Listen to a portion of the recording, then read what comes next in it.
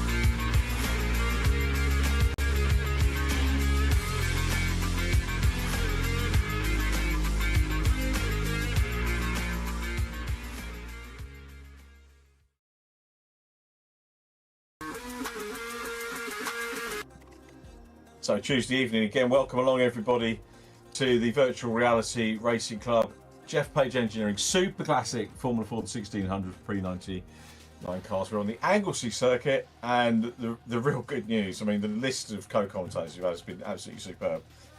Callum Grant, very warm welcome Callum. Callum, lovely to have you along. The reigning Brian Jones Championship holder for Brands Hatch, and I was pleased to present you with that. A real mega job, mate. And funny thing is, with the interviews that we did, if someone had said to me, can you pick some of the drivers from the festival to come and join you on CoComs, your name was the first one I think that I pinged along to Alan Bowles, so I'm glad that you've taken us up on the invite. Yeah, thanks for having me. It should be a good race, this one, especially I love Anglesey. I even instruct there, so this should be great. Yeah, really looking forward to it. It'd be nice to have your input into the track. One of my favourite venues, I've got to say. Not necessarily, wasn't a favourite for some of the guys in our previous championship, which was the Scottish Legends Cars Esports Series, and a lot of them said, I couldn't get a flow and this, that, and the other. So great that we've got an instructor. But yeah, for me, great venue. I love the circuit. It's absolutely superb. This is what it looks like. We're on the full international circuit today, rather than the smaller coastal track, and there's plenty of overtaking opportunities which Callum will tell us about. But before we get on to a look around the circuit, time to run through the championship positions. Scott Bugner retained his lead in the championship last Tuesday. Gabe Norse is still second from Kieran Haynes, with Jack Smith in fourth from Luke Cooper. Ollie Gibson in sixth place. Jack Smith was the big mover really last week in terms of the standings. Lee Pearcey, who's top of the practice session at the moment, he's seventh from Leon Frost and Andy Dorman. Rich Hayden wrapping up our top 10. He had some server issues last week, hence the red score of 2. If you look down his column, he's dropped around. 11th is Thomas Potter, expecting to see some decent form from Thomas hopefully this weekend. If he can, this weekend, there we go, always get a weekend in, this evening. He's 11th from Miles Ragg, Chris Blakey, Andy Carroll 14th from Mason Turner and Paul Laramie. Ollie Atkins, last week's driver of the round, is 17th. He was a real star last week. Christian Gillian 18th from Alex Forster and Callum Enstone in 20th. We'll go down to the bottom of the top 30 in terms of the drivers that we've got. Kenny Press ahead of Cat Potter, who was consistent last week as well. Sam Walton 23rd from Dan Heaps, and then Sam Gumbley from Harry Irvin, and Olavo Castro, Caden Cook 28th, Aidan Ingram in 29th, and George Harker in 30th. Some of the drivers have paired up and are racing as teams, so we do have a team championship within the competition as well. And it's Team Carbag, Andy Carroll and Championship leader Scott Bugner, who head that at the moment from Shake and Bake. Gabe Norse and Leon Frost, with DK Power Racing, Jack Smith and Oliver Gibson. Not that far behind, actually, in third place. Then the Swift Cooper teams, headed by the junior entries, Kieran Haynes and Mason Turner from Luke Cooper and Miles Ragg in sixth. Lee Pearcey and Rich Hayden next up from Chris Blake and Paul Laramie. Then it's Fast and Faster, Daniel Heaps and Tom Potter. Book Aqua Racing with Christian Gillian and Ollie Atkins in ninth, and Eden Garage lone driver Andy Dorman wrapping up our top 10 in the team standings, which try and keep an eye on as well throughout the course of the evening. Now last week Scott Bugner was our overall winner, so he took the gold medal from Lee Pearcey, who was second top point scorer on the evening, and Kieran Haynes back to form with great drive into winning the final race of the evening. and he picked up the bronze medal position last week on points. But our driver of the round, as we mentioned, was Ollie Atkins, who again continued a stellar set of sort of improvements over the last couple of rounds and made it up onto the podium for the first time, having earned his position at the front of the grid and got P2. So well done, Ollie. And we're all excited to see what Ollie and Kieran and the other young guns can do against the VRRC regulars and some of the seasoned Formula Ford regular drivers as well over the course of this evening. So that's our little run through. Of course, we are running as far as we can in parallel with the 2026 Geoff Page Engineering Super Classic Formula Ford Championship calendar. And this is what it looks like in the real world. Looking forward to Brands Indy on the 12th. I'll be down there just to lend my support and watch some great racing for sure on the Brands Indy circuit. And we're at the Anglesey bit. We break ranks next week. We're at Silverstone Grand Prix and we wrap up on the Indy circuit at Brands Hatch. So we're sort of back in very much in line. Alan Bowles, the championship coordinator, has set up this esports series very much in line with the real world championship calendar. And thanks very much to Alan for all the hard work that he has done. A lot of hard work behind the scenes. And has been very engaged with it, which we really, really do appreciate. So that's our race calendar. And I think is pretty much that has got us through all of the sort of regular introduction and housekeeping that we have. What we can do is lead you on to the hot lap which Jack Smith has provided, and once we get going we'll get Callum Grant to talk us around. Now I didn't know that Callum was an instructor at Anglesey or on Anglesey before we spoke this evening, so actually good to have someone that can talk us round. This is the car that's going to be doing the lap with us, and a good spot for you as well when we get on circuit. But Callum, a lap of Anglesey, over to you. Into the first corner, it'll be a third gear corner in one of these. Nice and quick. Over to the back, over to the left hand side. On the brakes, second gear. That is much more banked in real life. Up the box, third, and then sometimes fourth, just before you turn into church. Flat through church. Use all the track on the exit. As we come up the hill, you want to stay in the middle of the track. Back out to the outside where this curb is on the left. Back to the right hand side for rocket. Hard on the brakes and down to first gear. Across the curb. Not too much acceleration here. Off the power, let the car roll in. Back up to second gear. Coming in into peel. Early apex, let the car drift out. Over the crest, down the hill. Back into second gear. Sorry, I can't keep up. Up to the hairpin. This will be a first gear corner. Hard braking from third or fourth, depending on the gear ratios. Down to first now. On the power. Back up to fourth, down the straight towards the last corner.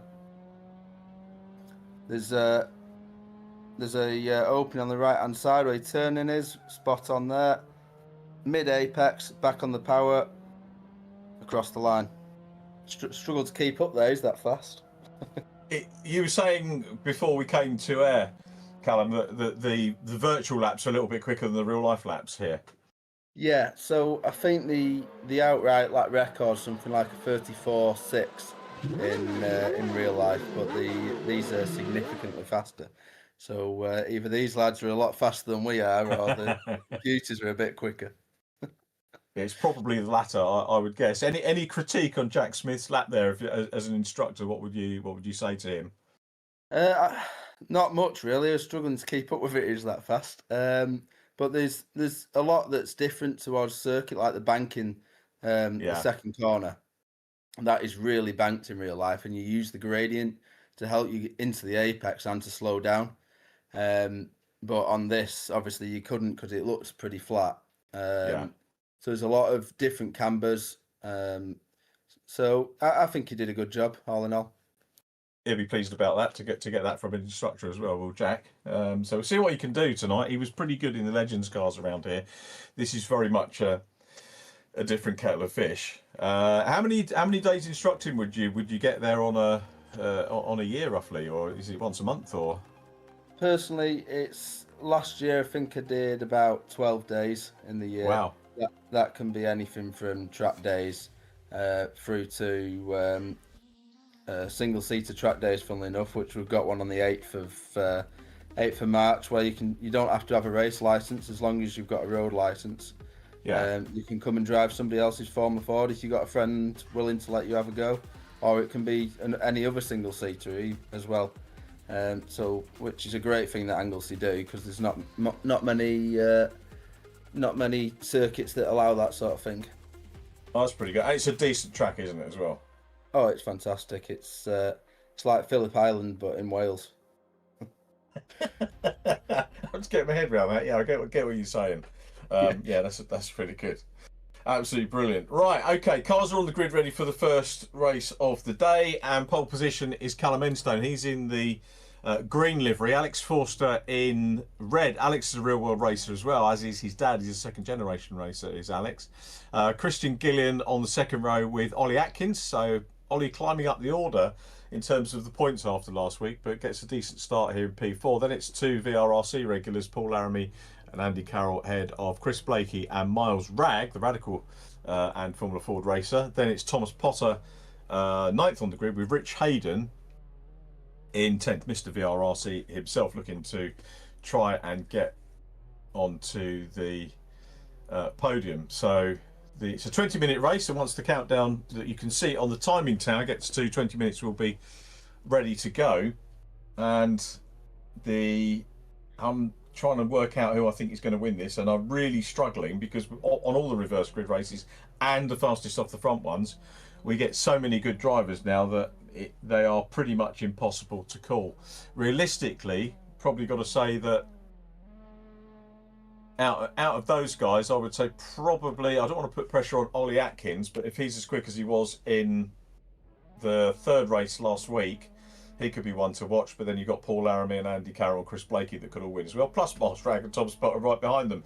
So really it's a little bit of a lottery, as is Formula Ford 1600 in general, which is exactly the way we like it.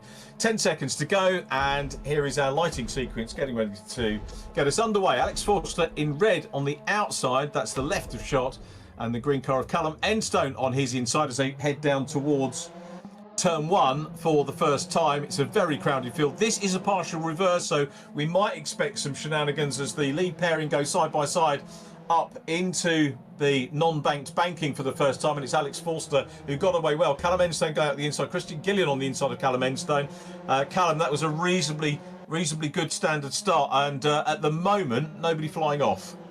Not yet. There seems to be a lot of contact midfield at the moment, but all seems to be relatively clean so far as we come up to Rocket. Yep, looking at Miles Ragg, running on board with Miles Ragg. Here we come then, Rocket Complex for the first time. This is where we can expect some, maybe some big action, but yeah, the front group all behaving themselves very well indeed, with Forster getting away, as he does in this reverse grid scenario very often, from Ollie Atkins, who's done a really good start up into P2. Christian Gillian next up from Paul Laramie, Miles Ragg, Callum Enstone. Andy Carroll not as quick as I would have thought he would be, and Thomas Potter into 6th. There is Callum Enstone going back up on the inside as well into 5th. Miles is going to try and fight back, and as well as obviously the race driving coaching that you do, Callum. Do you do race coaching as well? I do with my customers in our team, Grant Historics, but I tend to stick to doing it with the team because I'm that busy running a team. It's hard work to get time to do so. Oh, we've got contact there.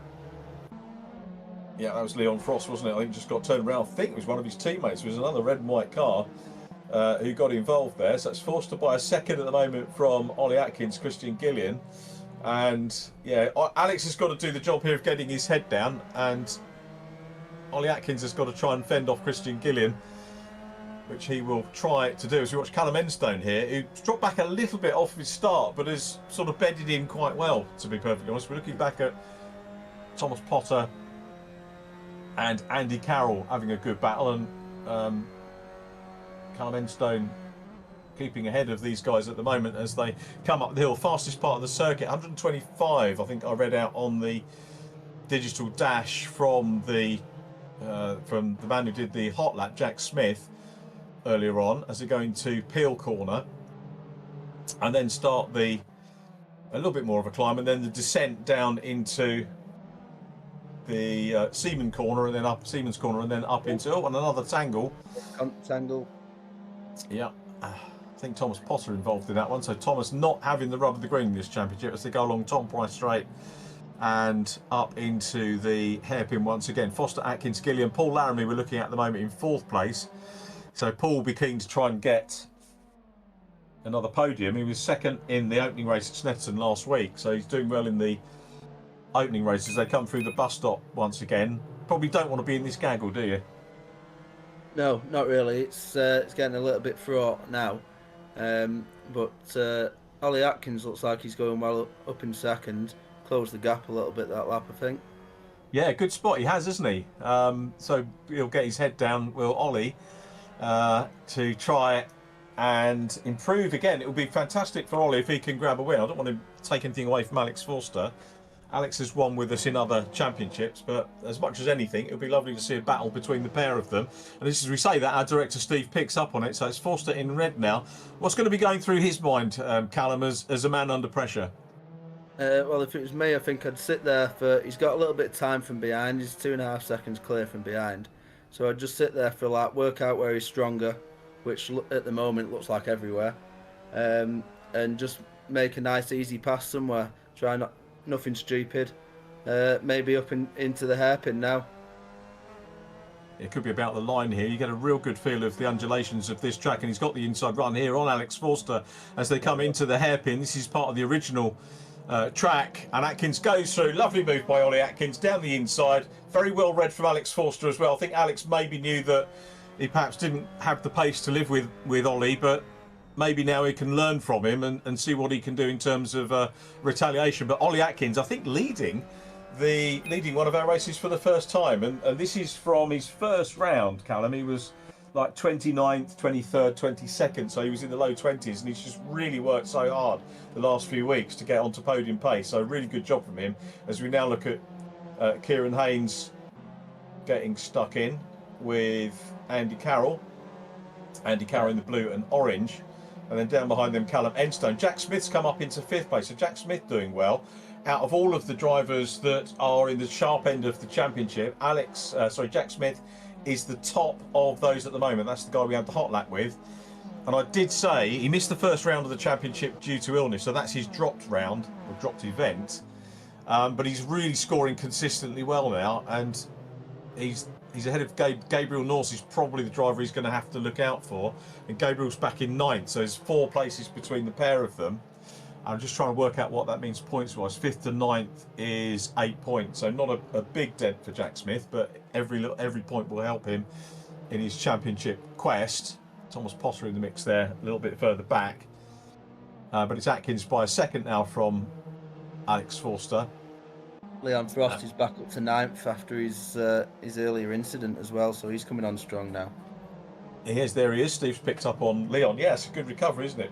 From Leon Frost, who I think is going to be in the championship for real this season. So it's going to be interesting to see how he gets on with the likes of Tom Hawkins in the championship. And this championship is Race Retro this weekend. Race Retro's this weekend, yeah. Starts on Friday. And you guys are up there. You're not with Formula Ford though, are you? With your classic team? I'm not, but I'll be on the stand doing at lunchtime on Friday, doing an interview with whoever the interviewer is on behalf of Alan Bowles.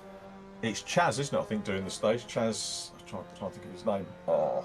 Anyway, yeah, I know the guy that does the interviews there. He's a good lad, so you'll have a lot of fun, I think, on stage. Chaz Draycott, that's the guy. Chaz Draycott. Going deep. Very deep. Oh, yeah. Gabriel, no, that's a shame for Gabriel. He's, as I say, a former Ginetta Junior Esports champion, and came in like Jack Smith, missed round 1, and came in and sort of jumped right in and scored very well indeed from round 2, event 2, scoring 2 wins. That's not good for him. It is good for Jack Smith though. We're on board with Jack now. So this is our onboard lapper, multi-champion in the virtual reality racing club, and chasing down Paul Laramie for 4th. So let's see what he could. Did you have to do much overtaking in the Brian Jones Trophy? I can't remember. I think you were probably out front most of the time. I cocked up my qualifying races because I ended up in the wet. So I was quite far down, but we managed to get to the front by the end of lap 1. And then Tom, we had a red flag, if you remember, and Tom had a problem off the line in the second restart. So unfortunately, Tom Hawkins dropped away from the battle. It's a good thing to win, isn't it? The Brian Jones. It's a lovely trophy, and for those of us that, I mean, you're too young probably to remember Brian, I guess. I remember him vaguely. It was, but yeah, it's a fantastic trophy. It's a great honour to win it, especially at the Farm Ford Festival as well. It's still a great meeting. I mean, we all know that it's not the same event that it was back in the 70s and 80s, but it's still a fantastic weekend. And you know, if I wasn't working on it, I'd still go and watch it. It's that good for me to enjoy. Atkins still the leader. Forster in second goes through. Christian Gillian still there in third. This is the battle for fourth place at the moment. Jack Smith looking around the outside there of Siemens' corner, and he's got it. Great move by Jack Smith. Yeah, I've never seen that one done in real life before, I have to admit. But very good move. Leon Frost coming through as well. So Leon's having a good run. This is interesting actually for me, Callum, because I haven't seen the likes of Leon and Kieran Haynes and Jack Smith going head to head. So we're sort of kind of getting, although we're into the later stages of the championship, we're starting to see some battles happening on track for the first time. So it's interesting to see how the drivers react with each other and race with each other. And it is something you get used to, isn't it, over the course of the season? You know, you get to not pick your fights, but you get used to racing. But look at this superb stuff. Move. Yeah, great move down the inside. It's very rarely that you get to see Jack Smith overtaken, but there we did. Kieran Haynes, super move by Kieran. You've got two really good young stars. I mean, young stars here, Kieran Haynes and Ollie Atkins. And Kieran now looking to try and get on terms with Christian Gillian and get onto the podium. Is he going to do it? Down the inside he goes, and he's going to have to work hard here because they're heading up towards Rocket. Side by side they go, and down on the inside, but is he going a little bit too deep? He's held on well. Kieran Haynes up into third place, and now Jack Smith trying to get through on Christian Gillian as well. So it's I think he probably will. Yeah, he's trying to do it on the inside of Peel. Hopefully we'll consolidate it. Alex Forster goes through. I haven't even looked at the time clock yet. Where are we? 9 minutes to go. Only half distance, but superb stuff. Alex, this is exactly what Kieran wants for these two battling, so he can get away, get that gap. Really good to see Christian Gillian battling hard for position as well, particularly with Jack Smith. We don't often get the chance to see those two going wheel to wheel. So that's really good for us to look at. Alex Forster, three real good young chargers out front now. Ollie Atkins the leader. Alex Forster, another great youngster in second place. Kieran Haynes in third. Jack Smith is a youngster as well, certainly relative to me, but one of the old stages in terms of VRRC, with Christian Gillian right behind him. We're now on board with Leon Frost, who's going to try and have a go at Paul Laramie. Looks down the inside here, hard on the brakes. They're going to be in contact between the two. No, they managed to get through. I think Paul read that well. Leon had to have a go. That was a classic Formula Ford dive. It was. One person didn't want to let the space go, and one wanted to take it off him. But yeah, luckily no contact, and they carried on. Luke Cooper's trying to come up and join them now. The white and blue car just coming into shot at the back. Luke in 8th place for very consistent Luke Cooper in terms of the championship. Top 5 on 208 points, and he's going to try and close down on Jack Smith points wise. Atkins, Forster, Haynes. Have a quick look. Fastest lap with Kieran Haynes in 3rd place. Kieran with just he's had 2 wins so far. Kieran won the 3rd race last week, but very consistent. Kieran said his message was really all about hanging on and making sure he finished races, and looking good for P3 at the moment ahead of Jack Smith. Kieran Haynes 3rd in the championship. So 263. This could put Kieran Haynes into the championship lead by my reckoning. He's got another 2 races to do, and it's early doors to talk about who's going to head to Silverstone GP as the lead driver in terms of our points. But yeah, Kieran will be thinking about that. And this is where, Callum, we start to talk about the curse of the commentator. So maybe I should keep stum and not talk about Kieran Haynes taking the championship lead just now. I was just about to mention how well Ollie Atkins is driving. I think first time leading the race, and he's doing a stellar job. He is, isn't he? Yeah, that's a good spot. Yeah, 3.71 seconds clear. Alex Forster doing decent work as well in P2. And he's got 2 seconds over Kieran, so Kieran trying to close in. And we again focus on Christian Gillian with Leon Frost. Superb recovery here from Leon Frost, and maybe an early marker perhaps for driver of the round, because he did have that problem earlier on. Luke Cooper trying to close in, now is past Paul Laramie, got his nose in front of Paul Laramie now for 7th place, Paul Laramie in 8th, and then a gap back to Rich Hayden and Andy Carroll. Rich has had a fairly consistent run in this one as well. If you've not been to Anglesey, the views that you get here are exactly the views you get at the track. It is the most picturesque circuit that you can visit in the UK. So it's worth the visit. Oh, he's gone off. He's gone wide. Yeah, that was the curse of the commentator. I wasn't talking about potential driver of the round. I thought he's just about to make that stick, but I think he just put a wheel on the grass. Yeah, that's a shame. Very, very easy to just run that little bit wide. Were you around, Callum, when the Anglesey Old Circuit was there? Because I remember watching Tom Bradshaw. A good family friend of ours. He started his career at Anglesey, and obviously very quick. And I remember watching him there, but I didn't actually race on it. It changed the year I got my licence. Okay, yeah, because it's been around a few years now. But us old farts like me got to commentate on the old one, and the run down from the hairpin is the old home straight, basically. And there wasn't pit buildings. I think we had a little commentary box, but you couldn't really see a lot of the track. But yeah, it's a superb venue for sure. So we're concentrating on Paul Laramie at the moment, trying to close down on Christian Gillian. Jack Smith's got away from him. A little bit further back with Thomas Potter trying to get stuck in and make his way back up the order. Thomas is at the moment down in 16th position. So it's not going to be a podium in this one for Thomas. We normally see him there or thereabouts. Oh, it's Gabe Norse, isn't it, we're working with as well. So Gabe Norse looking to go through on the inside. And Gabe P2 in the championship. 313 points for Scott Bugner.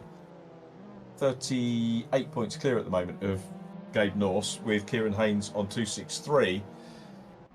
And fairly stand front. Forster now is down to 3rd, so Kieran Haynes has snuck up into P2 as Paul Laramie has a spin.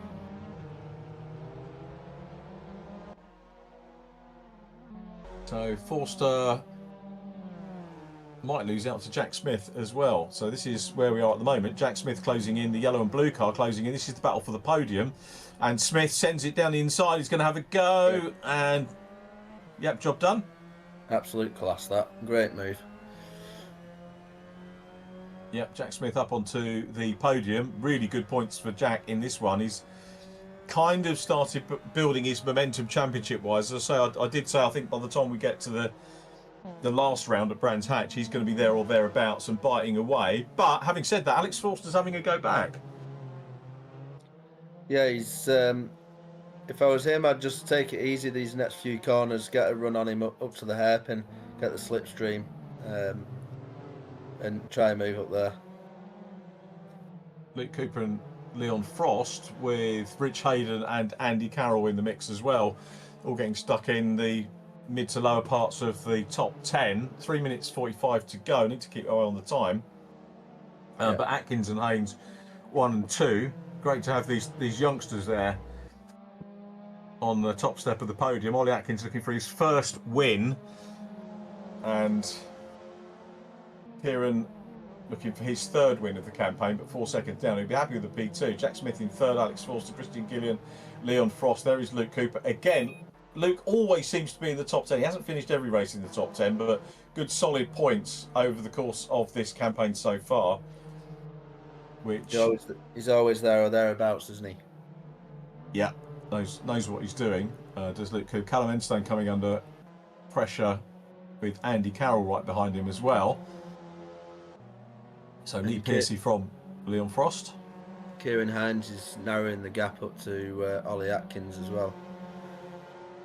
Yeah, 3.9, so it's definitely coming down. 2:48 on the clock, so we're probably into the penultimate lap of this one. We'll get a handle on the leader, Ollie Atkins, when he comes through next time. But yeah, really good for Ollie to continue his climb up the order. And once again, Luke Cooper putting pressure on Leon Frost. Frost's been resilient here. He hasn't given up, has he? He's had problems, but he's doggedly carried on.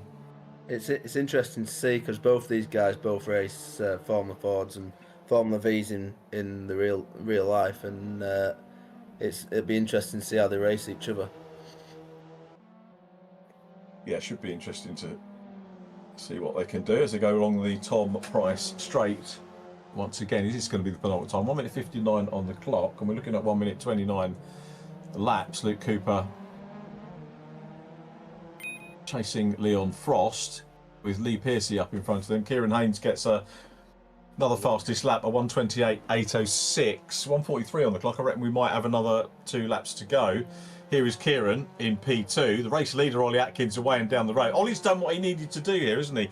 He wasn't right at the very front, Callum, but he was near enough the front to work his way through and build a lead. So, and it's been solid, isn't it, from him and also from Kieran Haynes? Yeah, he's just stayed consistent. He's found his rhythm and just got his head down and gone. And Kieran obviously had a bit more work to do after those first few laps, but come through strong and he's really pushing on now. When I was talking about who the kind of big hitters working their way through the grid earlier on in the race, I kind of missed Kieran and saying Jack Smith was the main one, but Jack's losing points here to Kieran Haynes in the championship. So Haynes is third, remember, in the standings. May well take provisional lead slot here as we look at Ollie Atkins out front, 47 seconds on the clock. So I reckon this is going to be the penultimate lap as he comes down the original circuit start finish line and down towards the bus stop again. 36 seconds to go, so this will be the conclusion of the penultimate lap. The gap's come down. Kieran Haynes is closing in on him. It's going to be a nerve-wracking lap here for Ollie Atkins. I'm sure he'll soak it up because he did a very good job last week, but he just really needs to keep his nose clean on this final tour. As long as he doesn't make any mistakes, he's pretty much, mind you, commentator's curse, but he should be fine.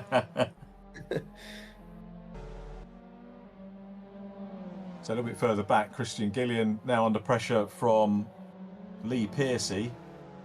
And this is for 5th position. Lee Pearcey's been very consistent this championship as well, in 7th place in the standings at the moment, but always there or thereabouts. One feels that he might be battling it out for a podium by the time we get to the end. Lee is an ex Formula Ford driver himself, ran in Zetec Formula Ford, so plenty of real world experience as well as being a accomplished VRRC sim racing driver as well. Back with Cooper and Frost still going at it as well, as Pearcey and Gillian get going as well. Now we've got Cooper ahead of Frost, so Luke Cooper's managed to get past those 4 battling hard, and that's away from the podium. It's still Ollie Atkins out front. The gap's come down to 1.89 seconds, first to second. So it's Atkins from Haynes. Here we go back with our race leader. Coming down to and yep, and it looks like he's going to grab a first VRRC win, which is going to be great news for Ollie Atkins and great news for our viewers as well. Ollie Atkins continues to make great progress in this championship and will take the checkered flag and is our race winner. Ollie Atkins wins. Kieran Haynes in 2nd position. Jack Smith completes the podium from Alex Forster. Good drive from Alex there to maintain 4th position ahead of Lee Pearcey. Still side by side here. Christian Gillian trying to get that away from Lee, and I think Lee's going to hang on to it. Oh, fighting all the way. Yeah, a bit of contact there over the finish line. Yeah, Ian Danaher is our regular clerk of the course, the regular championship clerk of the course. Also, we'll look at all the footage from this over the course of the next day. Let's run down the top 10 before we get to our ad break. So, my timing screen showing Andy Dorban as the winner. It was Atkins from Haynes, Smith, Forster, Lee Pearcey, Christian Gillian, Luke Cooper, Leon Frost in 8th from Paul Laramie, and Callum Enstone wrapping up our top 10. And our first driver interviews will be with you in just a minute or two.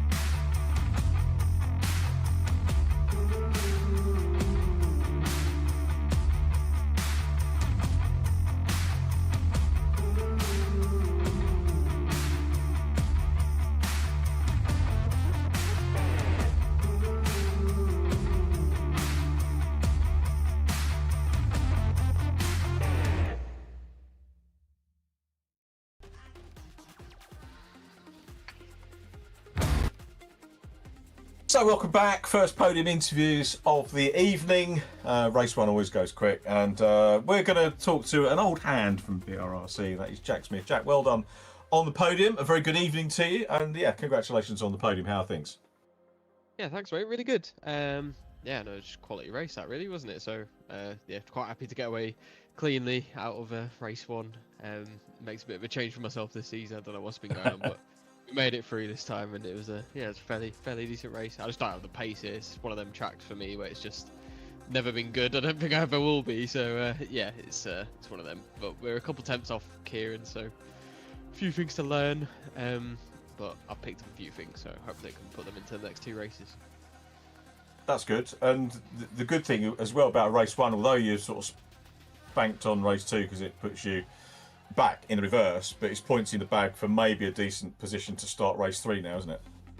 Yeah, 100%. That threw me off last week. I've completely forgotten. And, I was wondering why I was starting so far up. I was like, whoa, what's going on here? But yeah, no, it's a nice change. Yeah, it should make it interesting for the final race. Should be some mega racing at the front, I think, with the top guys there as well. And yeah, looking forward to it really. Now that I know it's coming.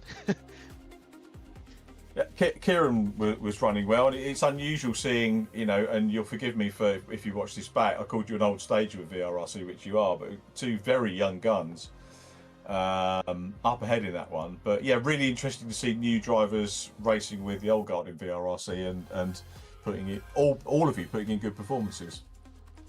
Yeah, no, it's what we need really. Just need more people coming into VRRC. I think it's one of the best platforms really for sim racing at the minute. There's so much within the sim racing world that's a bit hit and miss these days, but VRRC is that one constant, I think. So yeah, it's just one of these series that keeps providing, and yeah, I feel like it's the best place in sim racing at the minute to be. It's just so quality, the racing and everyone in it. It's just it's a great time. So yeah, really enjoy it.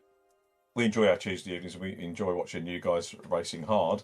Going to move on because I need to keep an eye on the timing, but well done on the podium. Great. We rarely get a meeting without a podium for Jack Smith, and yeah, it was very well earned, mate. So congratulations. Cheers, mate. Thank you. Jack Smith P3, move on to P2. First chat for a couple of weeks with Kieran Haynes. Well done, Kieran. Congratulations on that. 2 wins under your belt already. And last week we were talking about consistency and you know, that's great. You were closing in though on Ollie, so Ollie had to soak up some pressure in the later stages. Yeah, I don't know what to say. Pace was very good at the start. I think there was about 7 or 5 cars at least fighting, it was very close and tight. And yeah, it was just good pace at the end and just pumping quality laps and try my best. I was trying to work out championship points midway through. It's a difficult thing to do in terms of doing the mental arithmetic as we go through. But I was just having a quick look to see where the other drivers were, and I don't think, if we not got Scott Bugner didn't pop up anywhere, did he? So Scott Bugner, I don't think, maybe not with us. I know he was firing up the car the last couple of days. But Gabe Norse was a little way down as well. So I think good points gain there. Gabe was in 16th. So by my reckoning, provisionally, that puts you into P2 in the championship. Obviously, we do it round by round and race by race, but not a bad start to the evening. No, definitely no. Yes, I don't think Scott is doing it this round. Yeah, it's just try outscore a gap and just try snatch points and try get a good lead at the end of this race. That's good. How was the weekend? Were you karting at the weekend? I didn't get an update from Luke, so I don't know if you were racing at the weekend or not. Yeah, I won all my heats. I had fast lap on the day. Started pole, and then I got taken out from pole. Then I went P4, and then the guy 2 carts behind me went for a move. Think he forgot his brakes were there and smashed into the back of me. So no, name and shame. Who was it? It was Miles. Yeah. Was it? Yeah. It weren't very great. Oh well, okay. These things, it's racing, isn't it? At the end of the day, you don't sound too perturbed about it, but sounds like you had some good eats anyway. Yeah, heats were definitely fun, and it was wet, so if I got tapped, I was definitely spinning around. Yeah, that's hard. Oh, well done. Anyway, good to have you in P2. Going to move on, Kieran, but hopefully we'll get to chat to you a little bit later on. I think well done on fastest lap in that race as well, which you were bettering as we went on. But great to chat to you again. Well done on P2. Thank you. Kieran Haynes in P2, and our first time winner, it's Ollie Atkins. Ollie, that momentum, you know, we talked about momentum last week, but very, very well done, you know, to do what you did, keep climbing the ladder, and now a win. So congratulations. Tell us how you feel. It's absolutely insane. I was not expecting this when I came into this race. I was feeling decently quick in practice, but obviously it's not really about speed. It's more about avoiding carnage, like I said last week, and just pumping in consistent lap times. But it's pretty hard to do that when you've got two amazing drivers chasing you down in Kieran and Jack. Yeah, it wasn't an easy win, but yeah, I enjoyed it. It was great fun. I was going to ask you about that pressure. I mean, obviously it's different to karting, which you've experienced now. But do you think that the pressure that you soak up here can stand you instead, you know, for when, I'm going to use the word when, we get you on track in cars for real? I mean, it's I'm not really sure. It's going to be a different sort of pressure, isn't it? I suppose. Yeah, I mean, it's the but you're aware people are chasing you, aren't you? And you had to deal with that, and I think you dealt with it well. Yeah, it's a pretty scary sight having Kieran looming in your mirrors. So it's not, but I think I handled it pretty well. You did. So hopefully, I can gain some positions in the next race, because I think I'm starting P20 for this one. So try and make up some. Yeah, sorry, Tom, I was going to say, how does that affect your mindset? Obviously, you had it wasn't right at the front of that first race, but more work to do in race 2. And how does your mindset change with that change of starting position? So nearer the front, it's more building an early gap and hoping everyone around you battles. But when you're starting further back, it's more you have to kind of be wary of your surroundings and not go too hard into the braking zones, because you could pick up a penalty or spin someone out. And it's definitely a different mindset. You just have to be aware and know that there could be carnage, so try to stay out of it. Well, we hope there isn't, and if there is, we hope that you manage to get through it. But well done, Ollie. First win. I hope it's the first of many, and very best of luck for race 2. And we'll catch you a little bit later on. But well done again to our first race winner of the evening, Ollie Atkins. Well done, mate. Thank you very much. So there we go. Nice to interview different people, and Ollie's becoming a regular on the podium now with 2 on the bounce. We got through the race. I went down to the top 10. Let me just run through the rest of the drivers so that we're name checking everybody as possible. 11th was Sam Gumbley from Miles Ragg.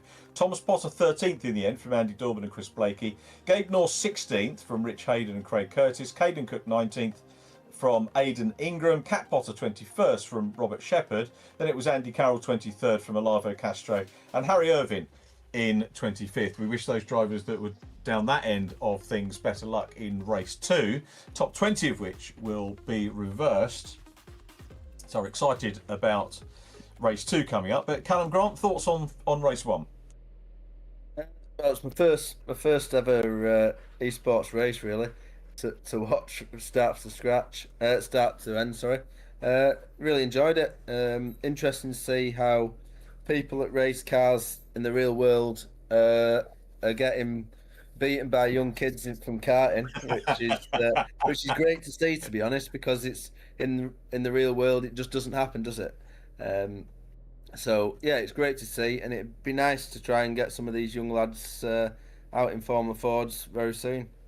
Yeah, I hope so. I really do, and I think there will be a lot of interest certainly in people looking at it. And Race Retro this weekend, so come and talk to the. I can't make it unfortunately, but there's going to be a big Super Classic presence there, and indeed BRSCC have got I think 3 or 4 formally on display. So if you do get up there, it's a great alternative to the now sadly defunct Autosport show, but I think it's another big show happening at Excel maybe next year, which I've started to hear things about. So yeah, go along and enjoy all things at Race Retro. I've always heard great things about that show. So race 2, reverse grid. Aidan Ingram starts on pole position. So good to see Aidan up in a front reverse. Caden Cook is alongside him with Craig Curtis and Rich Hayden next up from Gabe Norse and Chris Blakey. So we've got some again, wherever you look and however many you reverse, there are potential race winners and podium finishers up there and ready to go. We are getting down in towards the starting lights coming on with 10 seconds remaining before the start of the race. So it is Ingram and Cook on the front of the grid. Let's see how they go. And Caden Cook a regular, Aidan Ingram who joined for the Legends Cars Championship. That was his first championship with us. And away we go. And it's Ingram that gets away well in the lead from Caden Cook. Craig Curtis on board with Chris Blakey looking back at the moment. Thomas Potter and Andy Dorman. And Potter goes for the launch round the outside.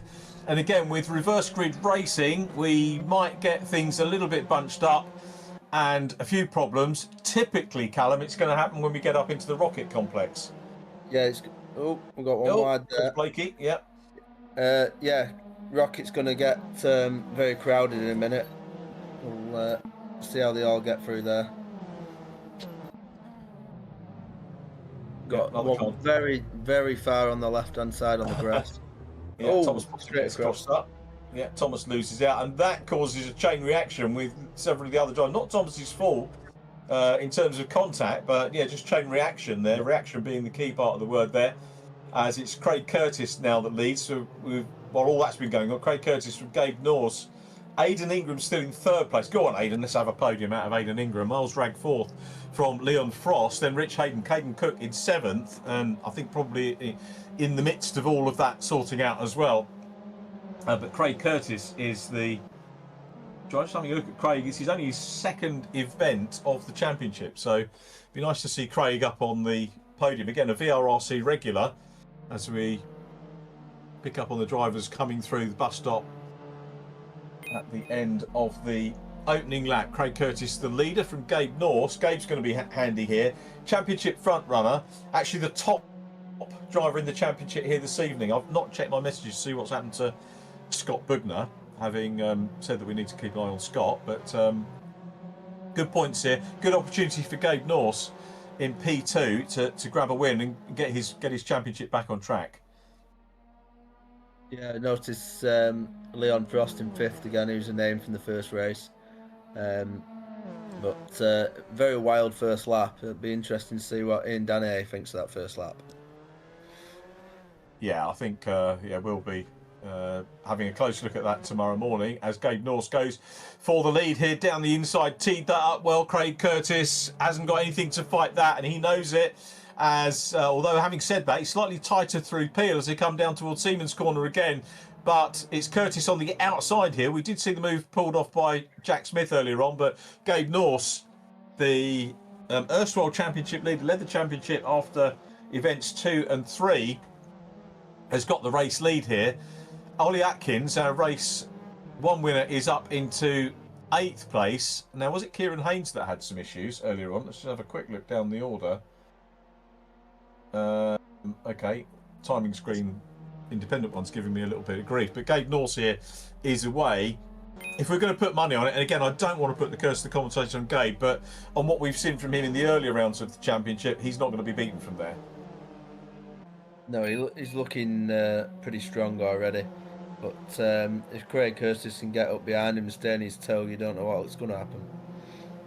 That's very true. Scott Bugner is preparing his race car. I did mention that he fired it up, so hope that's going well with Scott. John Jones not with us this week either. He's working. Kean Haig is working as well. And Luke Cooper, we were thinking might be a a non-turner upper, but Mason Turner's away and Oliver Gibson is busy as well. So we wish all those drivers well. Look forward to seeing them. No excuses. Silverstone GP next up as we watch Leon Frost getting stuck in here. Miles Ragg out front at the moment in P3. Leon Frost in the mix as well. Aidan Ingram's driving a very good one here as well. Aidan's not really had the chance, Callum, to have the opportunity to show us what he can do in the top 10. We know he's got the pace. Met him on one of the scholarships earlier on, not earlier on in the year, at the tail end of last year. So Aidan, you know, 5th position here and working hard and holding on to position here and racing with some of the big names in the championship really well, which is great to see. Yeah, I'll be loving this experience, getting to grips with people that have been doing it a lot longer than him as well. And I've noticed that Ollie Atkins is up to 9th now, so that's a good start from him. Yeah, Ollie's doing well, and you know now he's had the momentum and he's now been consistently quick, which is good for the youngster. But of course, as he gets more championship points, he'll be starting race 1 further back. But he's proving here from starting in 20th, he's already made up 11 positions. This is great stuff from Aidan Ingram in front here, and lovely that we get the opportunity. So I thank Steve, our director, for staying with this. We're on board with Mr. VRRC himself, Rich Hayden, trying to put pressure. Rich, a multiple winner in various championships with us, has been on the podium, I think, Rich Hayden, just to turn my head away from the screen from me. Yeah, he has had a podium. It's P2 Silverstone Race 1, and goes ahead of Aidan. And up into 5th position. Now got to chase down Leon Frost, but chasing back here. Thomas Potter getting involved as well. The blue and turquoise car passes Aidan Ingram. A little bit of a knock, I think, was there, Callum, as he went past on the front wheel. Yeah, just a little friendly rub on the way past. No damage done. Carry on. Part and parcel of that, for sure. Gabe Norse now 2.2 seconds clear of Craig Curtis, with Miles Ragg in 3rd. Whether that will change down or not, I don't know. Leon Frost in a handy 4th place at the moment. Leon's usually there or thereabouts. Rich Hayden in 5th. Very busy down behind. But again, I'm going to single out Aidan Ingram, who's still not been intimidated by people. The floodgates haven't opened position-wise. Still in 7th. And working hard here is... Ollie Atkins has gone past him now as well. So, yeah. Ollie's made up another place, which is good. But yeah, good character building stuff from Aidan Ingram here. And you know, like Ollie, last week we'd have said we wanted to see Ollie on the podium. I'd love to see Aidan Ingram get a podium as well. It will happen with VRRC for sure. Yeah. And he's the nice surprise at the moment in the top 10 as Luke Cooper now starts to put a bit of pressure on him. The white front, blue bodied car of Luke Cooper, the multiple Formula Ford champion, getting stuck in as well. And I love the fact that Aidan's got your logo here, so he's actually looking for virtual sponsors as well. It's we're off. That's Luke. Jack Smith's also had a shocking first few laps. He's back down to 21st. Wow, hadn't spotted that. Yeah, nice spot. But yeah, not good for Jack. He'll be relatively up the sharp end because of the points scored in race 1. But it's not easy coming through, is it, in Ford 1600? No, it's virtual or real life. It's both of them look as hard as each other right now. Have you got a rig, by the way? No, I've never. Well, I've sat in one. I just didn't. I didn't get on with it, so I stuck to the real thing. Proper old school, love it. yeah. It's. I can't race historic cars and then say that I do modern technology. No, I guess not. Tell us about some of the historics that you've been involved with over the years while the race settles down. We've been from historic Formula Ford right through to historic Formula 1. I've never raced historic Formula 1, unfortunately, but I've definitely driven quite a few of them through a team called Mirage Engineering. But yeah, it's historics is great. It's just as competitive as anything else. Just because it says historic doesn't mean it's not. Which we proved bringing heritage cars out. We can win with those. I'd like another crack at the modern stuff, but budget doesn't allow, unfortunately. That's a shame. Hopefully someone will pick up and give you an opportunity. Just very briefly on the Formula 1 cars, the Grand Prix cars that you've tested or driven, what sort of ages, what years have you driven? From 1974 a V12 BRM P201. No way. Wow. And then right up to McLaren MP4-1, which was owned by Stephen Hartley, who I used to work for. That was a serious piece of kit. And then Tyrrell 011, and the James Hunt's Hesketh 308. Oh. Wow. Yeah. And the nice thing is, sorry, Callum, to cut across you, but I mean that puts you, as a youngster, you're so in touch with the heritage of the top level of the sport. Yeah, it's ever since I've been a kid. It's my grandfather and my father have both been massively pushing me towards historics. So much so that my favourite driver had retired by the time I was born. So it's it's all the history of it all is part of historic racing, isn't it? Yeah. I'm jealous about, or impressed as much as anything else about that list of cars. From the BRM onwards, absolutely mega stuff. But better get back to the race, because we've got Thomas Potter here going for 8th place on Chris Blakey, which he does size past on the run through Church. That was a good move by Thomas Potter. He wants some points here. Yeah, and it's not really. Ollie Atkins hasn't made any more progress yet, which I'm quite surprised about, considering he came through so fast. But Thomas Potter looks like he might be able to maybe catch him and drive himself forwards. Yeah, Thomas, just to give you a bit of background, is yet to make his racing debut. He'll join Fiesta Juniors this year. So, he's like Ollie Atkins and Kieran Haynes, wasn't of age to race cars at the end of last season, but I think will be this year.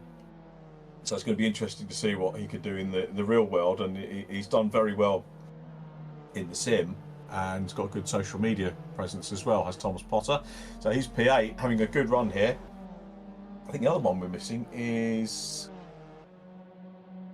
the Irish lad, Dan Heaps isn't here, is he, today as well, which is a pity. He did do some testing, but not on our list of drivers that aren't here. So it's a shame. Dan, hope you're well. We'll catch up with you at Silverstone as we focus on Leon Frost trying to close down on Lee Pearcey. Rich Hayden wants to try and get a podium, and he is ahead of this battle, but it's Gabe Norse from Craig Curtis and Miles Ragg.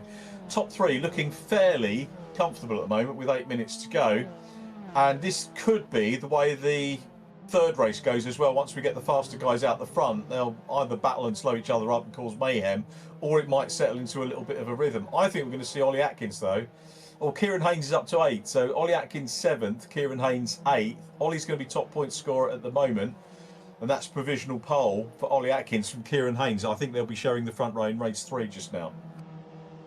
Yeah, it's interesting how the first and second from the first race have come through so fast.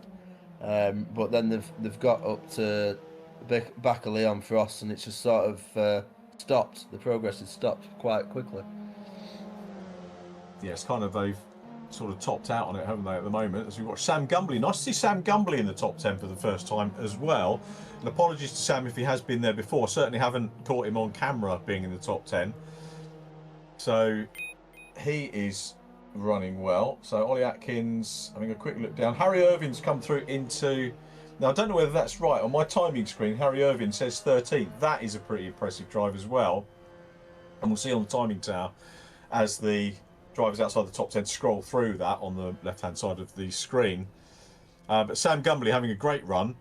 Aidan Ingram likewise in 11th place is holding good sway at the moment, as is Callum Enstone in 12th place. So, driver of the round, potentially, depending on what they do in race 3. We might be thinking about Sam Gumbley. We might be thinking about... Aidan Ingram's had one already, isn't he? So, or has he? No, he hasn't. Aidan Ingram hasn't. So he's running strongly. It might be for him as well. We're on board with Sam Gumbley here, looking at Kieran Haynes and Thomas Potter. So Potter's got ahead of Haynes, and now they're getting into a battle. We know Thomas was quick because he was ahead to start with, but now he's coming under pressure again from Kieran. Kieran was busy chasing Ollie Atkins, and he's got to go past to get past Thomas Potter here. This is kind of one of the battles that we wanted to see. These guys don't want to be embroiled in the battle, but from our point of view, it's good to see these two guys go head to head. Yeah, it's always good to see the best of the best going head to head. Doesn't matter what they're in. But interesting to see that Rich Hayden's managed to stay in fifth, and he's really strong. In the first race, he dropped off a little bit, so it's good to see that he's got his head down and managed to stay at the front. Yeah, Rich is always consistent, doing well. 10th in the championship coming in. Probably will pass Andy Dorman, I would reckon, on the 2 races that he's had so far. But yeah, he's having a decent run, isn't he, in P5 as we catch up with him. Leon Frost trying to hunt him down as well. Lee Piercy up ahead of them at the moment in 4th place. Then Ollie Atkins still in 7th. Kieran Haynes has got ahead of Thomas Potter once again, so Kieran will be trying to stay ahead of Thomas, 2 of the youngest drivers in the championship there going at it. And it's Haynes and Potter. Again, if they work with each other, they might be able to try and close down on Ollie Atkins. Ollie's going to be absolutely delighted to have this gap. But as you said, he hasn't really been able to make any impact on Leon Frost at the moment. But decent points for Atkins. No, I think they've all they're just outside the toe. They're just all over a second away from each other, so they'll just be out the toe. But we'll have to see. There's still 5 minutes left, so anything can happen. I noticed Jack Smith's got back up to 13th, so that's a cracking recovery drive by him. Yeah, he should put him there or thereabouts for race 3. And I think one of the patterns that I've spotted in these meetings is that if you can get 2 out of 3 races, the likelihood is that's 2 out of 3 decent results. Say maybe 2 out of 3 top 10s, top 5s. That's good enough to keep you in the hunt and keep that score away from the meeting from being dropped. They're not allowed to drop the last round, incidentally. So anyone that's in contention for the championship will need to race at Brands Hatch. Most people will want to do that anyway, as we watch Lee Piercy in P4. Just shy of the podium again, Lee, but he's been very consistent over the course of the championship. Might actually have the most top 10s of anybody now, Lee Piercy. There's the curse of the commentator, Callum, on him. Yeah, well, let's see if we can push forwards a little bit more. I know he's a bit far back yet, but like I said, 4 minutes, a second a lap, he'll be all right. It should be okay. Just while we get a moment, and in case I don't get a chance to ask you in the 3rd race, so are you? I know you're not doing a lot of racing this year because of other commitments, but will you defend the Brian Jones and come back and try and make it? Yeah, I think we'll have the 91 Van Diemen there, because I believe Tom Hawkins has bought himself a 91 Van Diemen now. Yes. So I've got to see if I can keep his hands off the trophy for this year. I refreshed myself looking at the Brian Jones Trophy results, and I think pretty much all the cars that finished were Van Diemen's, weren't they? Yeah, there's a reason why they were the best car at the time. They're so good to drive. You get them somewhere in the window of working, and they just work. It's the very fine tweaks. It's as close as you can get to a modern car without actually having the unpleasantness of driving a modern car. There's not that they're not great to drive. I mean, just that they're very, very rattly, very bumpy. And now I'm 30 years old, it's starting to take its toll on me. Can you engineer what might have been perceived as a bad car or a bad chassis, i.e. a non-Van Diemen, if there is such a thing as another bad chassis? Can you engineer that up to be as good as the Van Diemen? Well, with the regulations how they are, and you should be racing cars as they were. Yes, yeah. The Swifts were obviously a very quick car in the day, and they still are now, proved by Tom Hawkins. The Jamin's obviously a quick car, which nobody thought it was in the day, but Ben Powney's seemed to make it go well. But the Van Diemen's and the Reynards seem to be the weapon of choice. Gavin Ray's conspicuous by his absence from that conversation. Yeah, well, I have driven a Ray and it was great, but they're just hard to get on the setup line. They're either absolutely fantastic or struggling. we'd love a bit of. I love a bit of Formula. It's lovely that I mean, this is a one-make championship that we're doing here. They're all in Van Diemen's, but the essence of classic Formula Ford is about all the different manufacturers. As we watch Leon Frost having seen off Rich Hayden here for a little challenge by Rich Hayden to try and get up into the top 5. 1 minute 12 to go. So I think this is probably the penultimate lap of this one with Gabe Norse 3 seconds clear. Craig Curtis has done well here to hang on to second place and Miles Ragg in third. So I think we might get another Miles moment on the podium, which is going to be good. But Lee Pearcey hasn't been able to do anything about those, still 3 seconds down. The race 1 podium drivers, Ollie Atkins and Kieran Haynes, are in 7th and 8th and should line up front of the grid for race 3. And Jack Smith, where is Jack? Having a look down. He's showing 19th on my timing screen, but that's not been playing ball. So we go back to Gabe Norse, 35 seconds on the clock, round the final turn and on to his last lap. I did say it before mid-distance, Callum. Gabe Norse, really, when he's in that position, he's not going to be beaten. No, he's just got his head down and gone, hasn't he? A proper drive. Jack Smith is 12th, by the way. It's just come up on my timing screen. But yeah, Gabe's done a fantastic job, and we'll have to see how he gets on in the final race, because this is if he drives like this, he should be up there with the rest of them. Yeah, it's going to be a fascinating third race. I'm erring away from calling it a final, but it's the final race of the evening that we look for. But yeah, Gabe will have scored well in both of them, so he's going to be up there, and it's going to give everybody a chance for a little bit of a shootout, I think, in race 3, which is going to be good to see. Craig Curtis still in P2, Miles Ragg in P3 on this last lap, heading up the fastest part of the circuit into Rocket for the final time. We're following Rich Hayden with Kieran Haynes having a little nibble as well, and Rich goes very wide indeed. So maybe Rich's tyres going off in the later stages, perhaps. Do they go off in virtual racing? I don't know if that's a thing or if it is. Thomas Potter said they did, yeah. Thomas Potter said they did. Oh, I didn't know that, so that was a genuine question, by the way. Yeah, no, I believe so. As well, Gabe Norse now coming down towards the checker flag, so out of the bus stop, the final turn, and our second virtual checker of the evening goes to Gabe Norse. Well done, Gabe. He takes the win with Craig Curtis in P2, 4 seconds down. Miles Ragg will take third place. There is Miles, so great stuff from Miles Ragg in third place. And then it is going to be Lee Pearcey finishes 4th from Leon Frost. Ollie Atkins in 6th from Kieran Haynes. Those two, I think, along with Gabe Norse, are going to be dicing it out in the third race. Rich Hayden 8th from Thomas Potter. Sam Gumbley, top 10. That's definitely marking out Sam for a potential driver of the round. That's his best finish. I mean, he's echoing really what we saw Ollie Atkins doing last week. So really good stuff from Sam Gumbley. Jack Smith 11th from Alex Forster. Andy Dorman, Callum Enstone. Cat Potter 15th from Aidan Ingram. Andy Carroll and Christian Gillian next up from Olave Castro, Robert Shepherd. Luke Cooper down in 21st and Chris Blakey in 22nd, and a chat with our top 3 after our next video.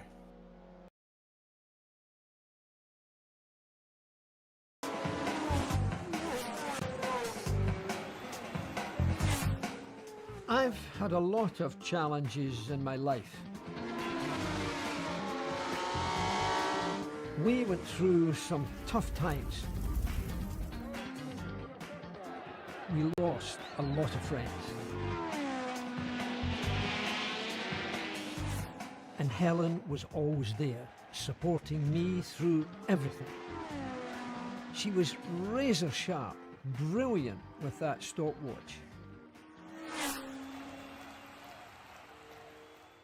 Today, we're facing a new challenge. Helen has been diagnosed with a terrible disease. Dementia is nothing less than a worldwide epidemic. Indeed, 1 in 3 people born today will develop some form of dementia during their lifetime unless we can do something to change that. And whilst there has been important research progress, it clearly is not fast enough. When I was racing, a pit stop might have taken 2 minutes or more. These days, it can be under 2 seconds. Formula One moves fast. The pressure to perform is relentless. High technology, problem solving is what we do every single day. By contrast, medical research can be painfully slow. We bring Formula One technology into the laboratories. We've identified the best research talent in the world to work with the leading Formula One teams for a period of time to learn from their performance-driven culture and to adopt their sense of urgency. I developed drugs from scratch, and I followed the Formula One mindset to treat dementia. So we need to find new ways of doing things smarter if we're going to beat this really cruel disease. So I'm hoping with my research to find something that has a tangible benefit, drive towards a real change, which can be translated into clinic, that can make a difference to patients, because that's what we really need. This is not a race that one person is going to win. Science builds on little puzzle pieces that get put together. There has to be a team effort.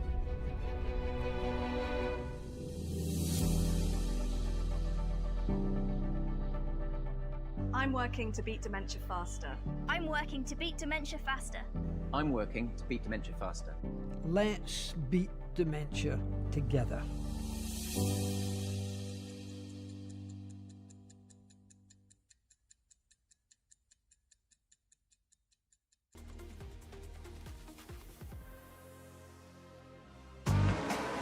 So we're supporting Race Against Dementia, which is why we're showing you that promo, and it always resonates with me, even more so today, because I had a relevant conversation about that today. But anyway, I won't talk about that, because we've got happier times and happier things to talk about, which are podium interviews, starting with third position. Great to welcome back to the podium, Miles Ragg. Well done, Miles. Great to see you on the podium again. Thoughts on the race and thoughts maybe on Anglesey as well. Oh well, yeah. Thanks very much. It's nice to be back on the podium. Yeah, race was something. It was an interesting lap one, that's for sure. I think I'm pretty lucky to have come through it. I think I started something like 8th, and I was 4th by about turn 7.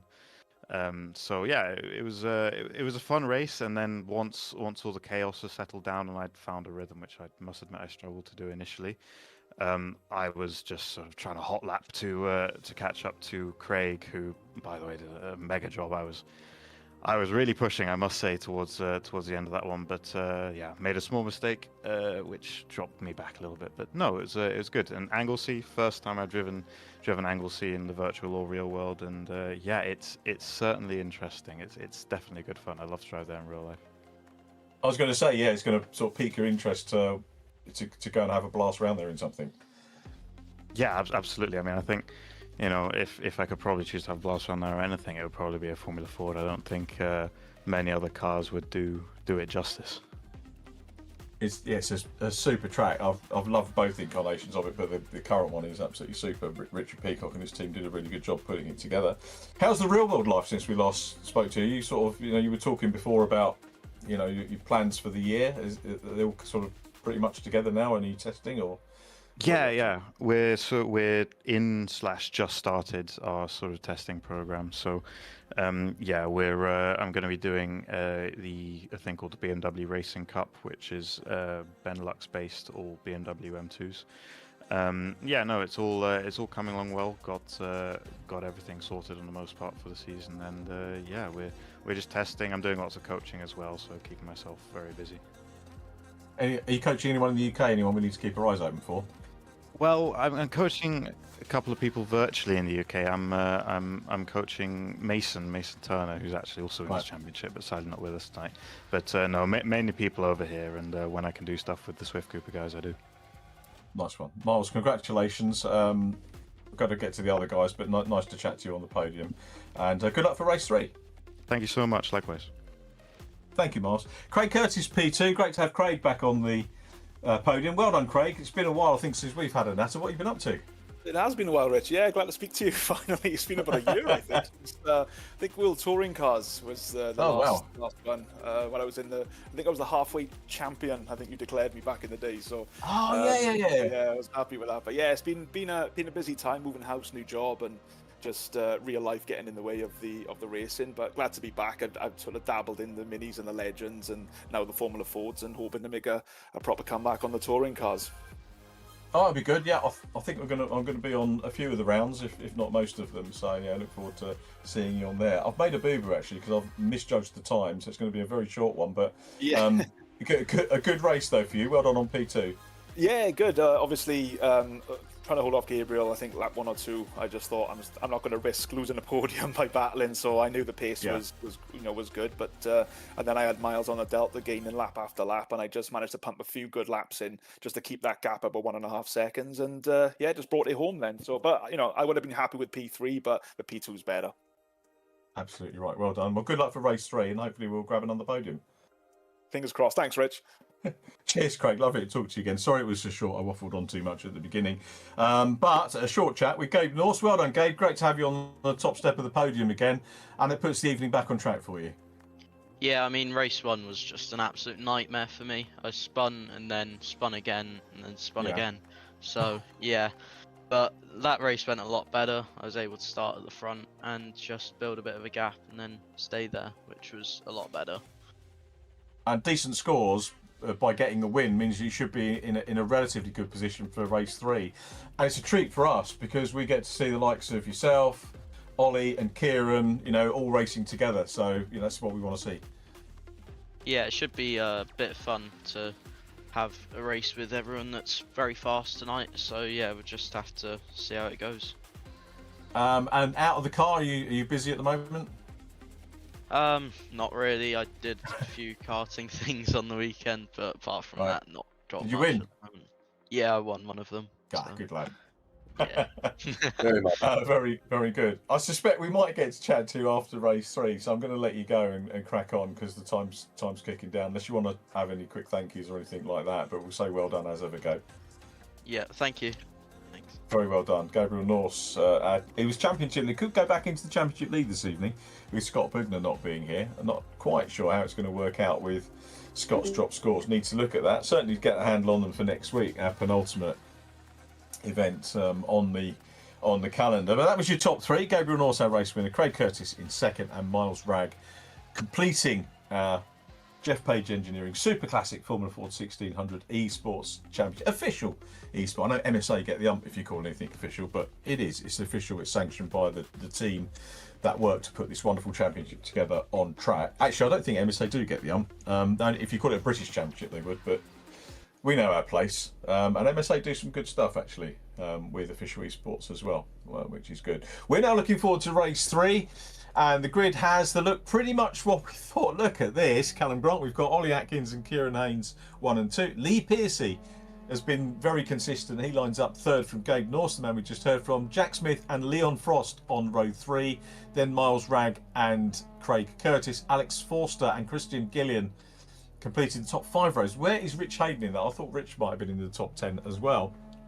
So we need to think about it. Yeah. Certainly need to think about our driver of the round as we go through for standout performances that we've been looking at as well. 1 minute and 5 to go. I nearly got caught out there. But 2 good races, and it's a treat. It's like a little mini festival now that we get the top runners on the front for the final or the final race. Yeah. This is going to be a serious race with that top 10's. Considering I've only watched these 2 races before, that top 10 is going to be it's going to be hard work for anybody to make any serious jumps forwards, but I'll be surprised if they do. I think it suited Sam Gumbley. He's qualified 11th, I saw there on the results that he's had so far. So very definitely the best round for him. So he's in contention. Let's hope that's not the curse of me on his performance in this race, but we'll see how that transpires as we get ready for our final race of the evening, which has gone again very, very quickly indeed. Ollie Atkins and Kieran Haynes.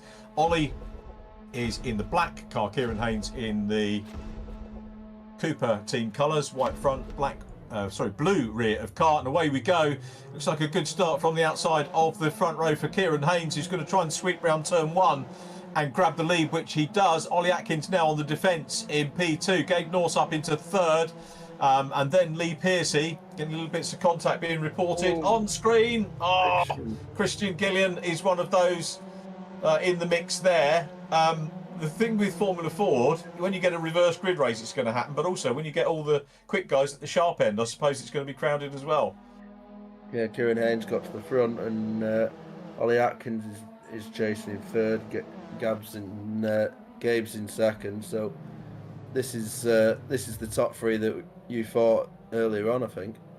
Yeah, these are the 3 that we wanted to see him have a go. Don't discount. I'm not going to discount Lee Pearcey in yellow and blue in 4th place, but it's Norse challenging Haynes for the lead. Norse round the outside, and the Norse invasion is going to happen up into the lead as they come down. They're not going to go round on the coastal circuit. That will be for another day. But Gabe Norse has worked that lap exceedingly hard and has got it at the moment. Now Kieran Haynes will come under pressure from Ollie Atkins. No, he doesn't. He goes to the outside. So Haynes is having a run round the outside. Watch the 3rd place car of Ollie Atkins, who sees a gap up the inside, runs a little bit of curb there, can't quite get his nose into it. This is bringing Lee Pearcey into the mix in 4th place as well. Again, classic Formula Ford 1600 racing. Exactly. It's every time somebody gets held up, you've got to watch your mirrors, because the bloke behind's going to come through if you give him a chance. Yeah, they're all going to be looking for opportunities, as is Lee Pearcey here, 4th position at the moment. Miles Ragg down behind him. Pearcey makes the move down the inside. He's got it. Atkins will try and hang on the outside, but Pearcey's got the runs. We look in the mirror. So Lee Pearcey up onto a potential podium. Now, can he close in on these 2 leaders? Are they going to battle and slow each other up, or are they going to work together and get away? The clever man would work together and get away, but it looks like he's lining up an overtake, to be honest. Yeah, it looks like he's having. Yeah, they all want the win, don't they? And it's the outside run here. A little bit crossed up there from Kieran Haynes, and that will lose him a little bit of time. Lee Pearcey next up. Miles Ragg is there as well. Rich Hayden now is in the top 10. So Rich Hayden He was involved in that first lap accident as well, so he's managed to get away with that quite lightly. He has. Just keeping on Sam Gumbley. He's in 12, so he's lost 1 place, Sam Gumbley, but still running pretty strongly. I think the top scorers running off the front is working well for Sam Gumbley as we look at Thomas Potter. Where has Thomas Potter come from? Up into 5th place. He's come from somewhere. I'm not quite sure where. Yeah, he's doing a Callum Grant here, working his way through the field. Has come up into 5th place, chasing Luke Cooper. I mean, Luke as well wasn't as far up the grid as that, but has read what's been going on in the opening couple of laps, and you have to kind of read that. You have a little bit of luck, also bide your time to some extent as well in these races, or maybe less so in these because it is fastest off the front. There's Craig Curtis running well too in 7th with that good score in race 2, up ahead of Chris Blakey at the minute. Alex Forster in 9th running strongly as well, but Gabe Norse and Kieran Haynes P1 and P2 clear. They can afford to battle, can't they, with the gap they've got over Lee Pearcey at the moment? I wouldn't say so. I would say they need to carry on working together. That second could very easily drop after 1 corner of side-by-side action. Yes, probably a good shout. We'll see what they do. Norse though is in the box seat, and I'm guessing that's where you want to be. He'll know the fastest lap at the moment down with Chris Blakey, so they need to get into their rhythm. Kieran's going to have a go here on the outside. Not too much working with each other going. Yeah, this is going to be. Can you get? Is he looking for that outside run to grab the inside into the bus stop? Is that what that was about? I think so, but he'd be better off just getting in the slipstream and. Well, he's got it. Has he? No. It's getting in the slipstream and just trying to tow away, because if you look, Lee's catching them now. Yeah, he's closing up, isn't he? Lee Pearcey in 3rd place. Thomas Potter in 4th. He'll be bringing Thomas with him as well. So where is Thomas? There's a little bit of a gap back to Thomas. Is kind of ahead of a little bit of a train with Miles Ragg, Luke Cooper and Craig Curtis all in the mix as well. Oh, Daniel Heaps is here. He is racing. I missed Daniel in the early one. Maybe he was late on parade. I didn't spot him. As this battle for the lead continues, and yeah, in some respects, this is exactly what we wanted to see.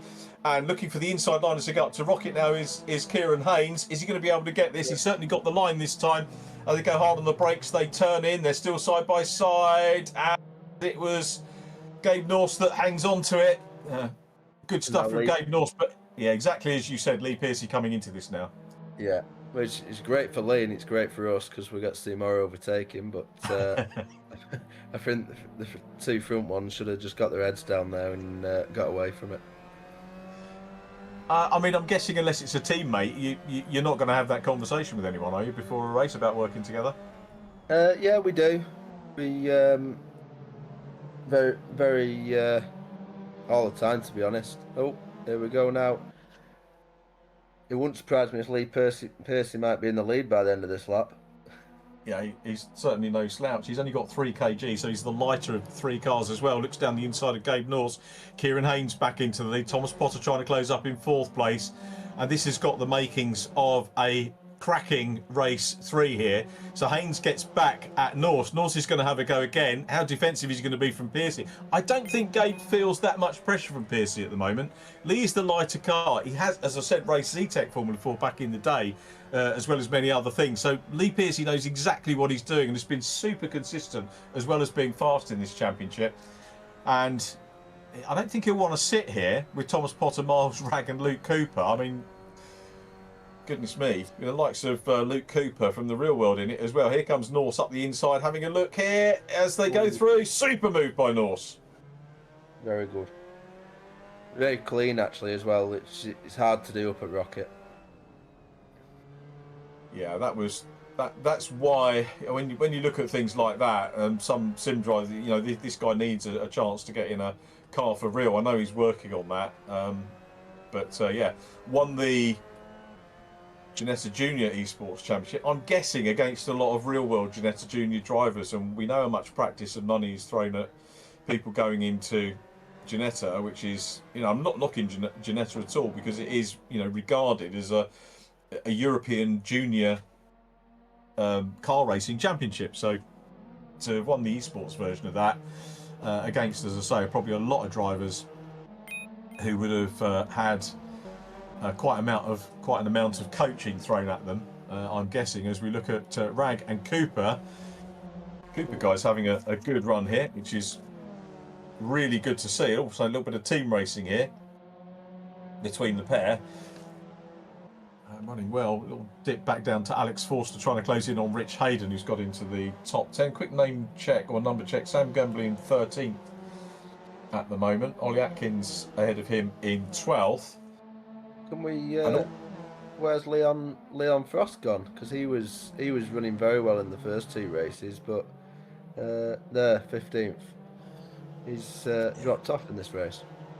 Any thoughts on a driver of the round at this? I mean, we're only halfway through this race, but any drivers caught your fancy? There's 2 or 3. There's definitely Kieran Haynes, and the Lee Pearcey, but I think Rich Hayden's done a great job, to be honest. He's been up top 10 in every race, was it? Or was he just outside the top 10 in the last one as well? Yeah, I think so. I have to check that out, boot the phone up and have a quick look. Yeah, he's done pretty well. But Gabe Norse is now controlling this lead, with Lee Pearcey putting pressure on Kieran Haynes for 2nd place. Just having a quick look to see what happened with Rich in an 8th place in race 2.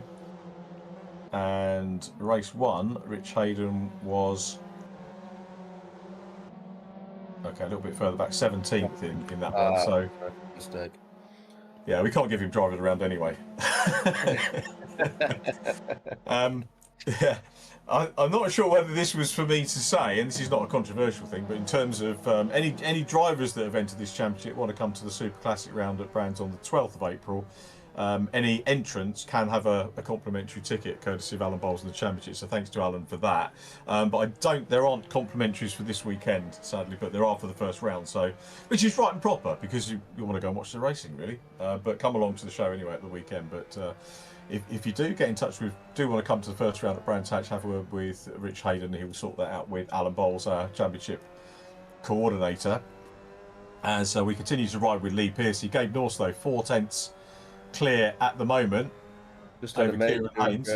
Four-wheel off there. Oh, where did Kieran Haynes come from there? He was half a second down and then manages to go through. And the gap there is for Lee Pearcey as well, who's going to try and maintain this through Church Corner. This is physical. It is. It's getting there. He ran wide coming out the bottom corner there just before coming up to the hairpin, and it cost him a lot of time. Yeah, apologies, I miscalled that, didn't I? I said I thought they were coming out of the banking rather than out of the hairpin. But yeah, super move by Thomas Potter's right there with them now.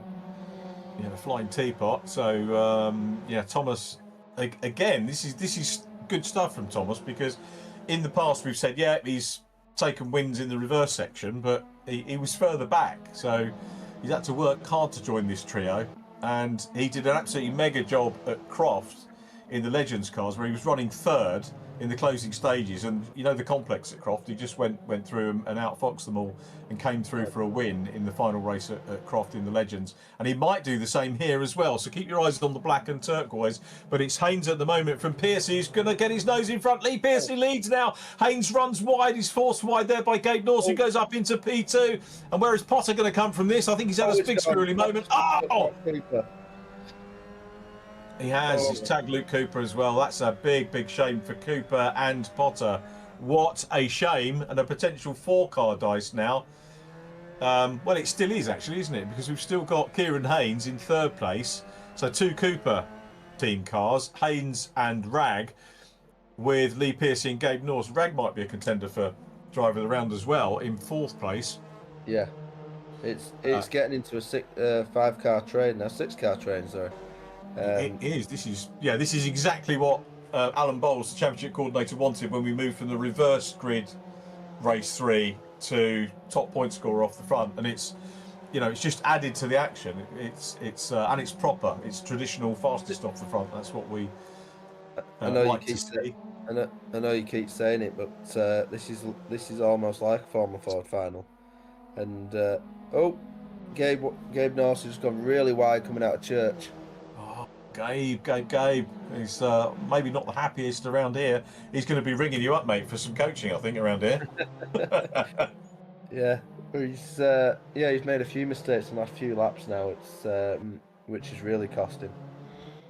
It has, but then again, he's still scoring points. So I think he will be. And I bet you whatever you like, but I bet that Scott Bugner is.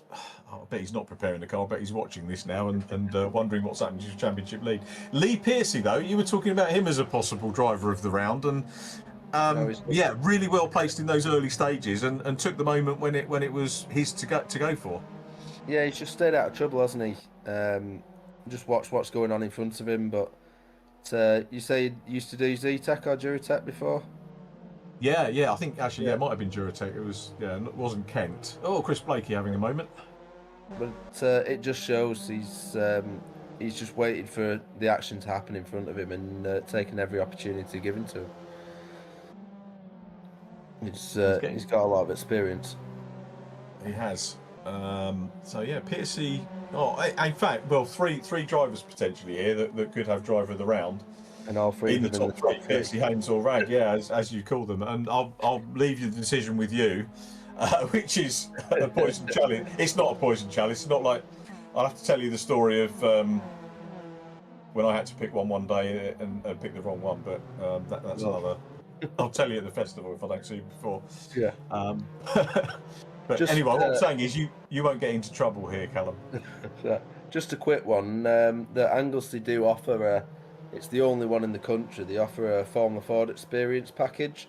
So okay. If anybody watching this thinks, I want to drive one of these, but doesn't want to pay a lot of money to do so, Anglesey do offer a Formula Ford experience.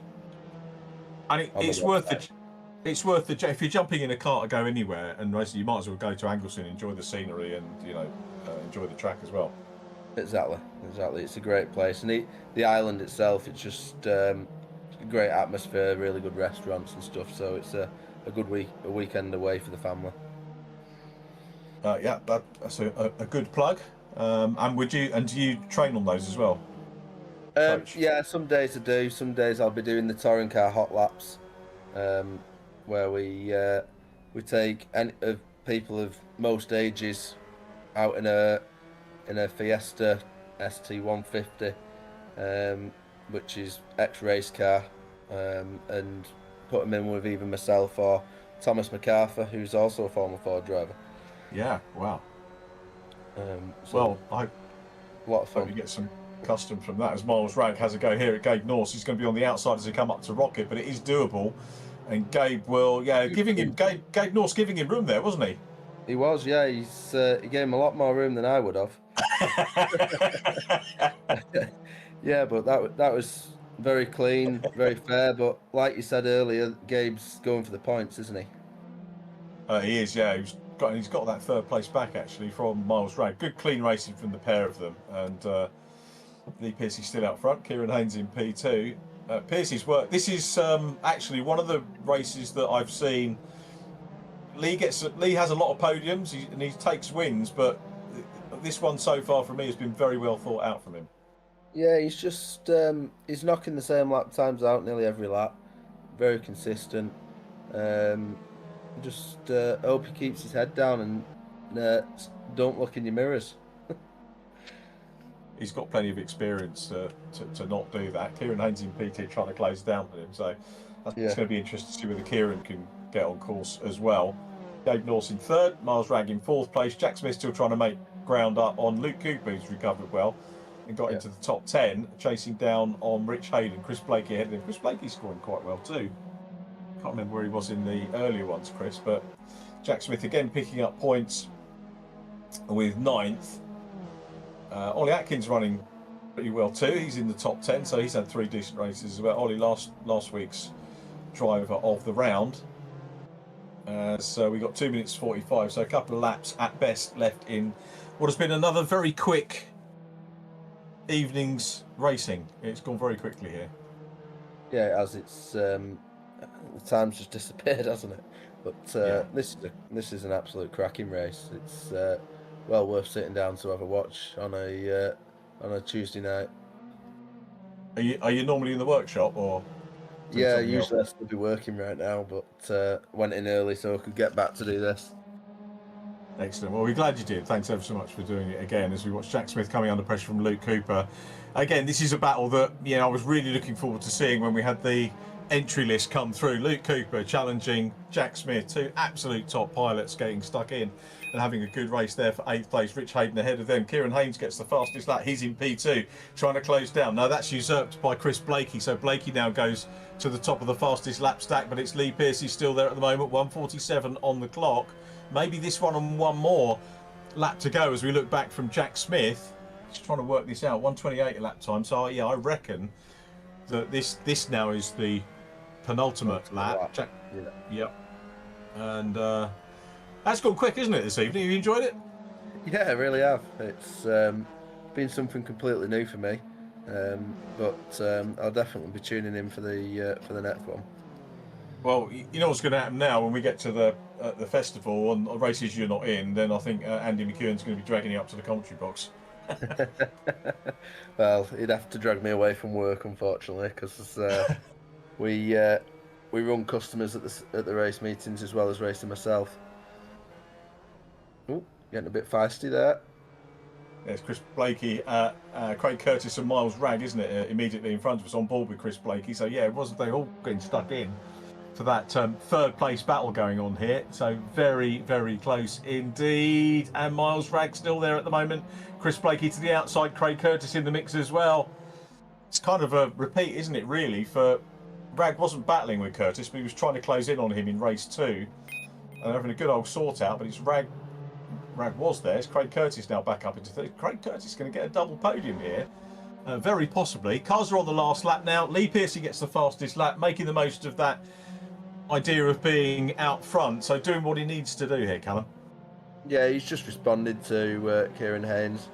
He saw he closed in a little bit that last lap and thought, I can do the same thing. But yeah, he's got a good buffer there, and touch wood, he should be okay to the finish. Kieran Haynes has got him in sight, but yeah, he should be okay up to the finish here as he goes into Rocket for the last time. Looking forward to going to. I didn't get to go to Anglesey last year, but I've got a visit this year, which I'm looking forward to. With I think it's a VRRC Fun Cup round. I can't remember if I don't think the Super Classics are on that weekend, which is a pity. But it'll be a good weekend anyway. As we go in through Siemens Corner up the Tom Price Straight. Still want to get the Tom Price Trophy back and contested at some point if we can. That's another story. But yeah, Lee Pearcey is away. I'm going to ask Callum to start to think about who he would want to award Driver of the Round to. Is it going to be Lee Pearcey? Is it going to be Kieran Haynes? Maybe it'd be Miles Ragg, who's down in 6th place. We'll leave that for when the checkered flag is out, which is going to be for Lee Pearcey, who is going to grab a win. A second win of the campaign. He won at Silverstone National and does so on the international configuration here on Anglesey. Kieran Haynes is in 2nd position, and 3rd place is a run to the line, and it's a double podium for Craig Curtis. What a great weekend for Craig Curtis. Virtual weekend, of course, Tuesday night. Well done, Craig. With Chris Blakey in 4th position, Gabe Norse in 5th. Good points for Gabe. Then Miles Ragg, Jack Smith 7th, Luke Cooper 8th from Ollie Atkins. A good top 10 again for Ollie. Okay, timing screen's going a little bit pear-shaped at the moment. So Ollie Atkins 8th, Leon Frost 10th, just behind Alex Forster, who was next up. So I'm going to put you on the spot. Any thoughts on a driver of the round? I'm stuck over to Lee Pearcey. That drive was fantastic. Probably the drive. I'm going to say Lee Pearcey because that drive was definitely the drive of the day today. Nice one. That's a great shout, and thank you for doing that, Callum. Really appreciate it. No problem. Well, thoroughly enjoyed.